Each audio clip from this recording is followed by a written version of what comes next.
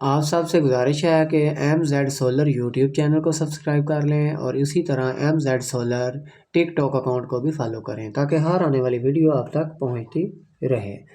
ये एक भाई का फॉल्ट आ रहा है OU1 का फॉल्ट। तो ये OU1 का फॉल्ट आता होता है, इसमें सेटिंग का कोई मसला नहीं है। इसमें सेटिंग को प्रोग्रामिंग का यहाँ से कोई प्रॉब्लम नहीं होता। OU1 के फॉल्ट में आपने आउटपुट की जो है तारें चेक करनी है। ये जो आउटपुट होती है आपके नीचे, यहाँ पर अगर आपको मेरा कैमरा मैन दिखाए तो ये जो आउटपुट की तारें हैं ये ब्लैक वाली जा रही हैं।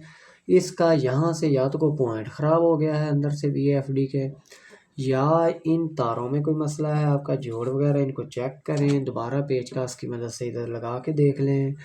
और अगर नहीं सही हो रहा तो फिर आपको VFD जो है चेक करवानी पड़ेगी। आपकी VFD के अंदर कोई प्रॉब्लम आ गई है, इसका कोई ना कोई जहाँ पर UVW लिखा होता है उनमें फॉल्ट आ गया है। तो आपकी इन प्रोग्रामिंग का कोई इशू ये नहीं होता।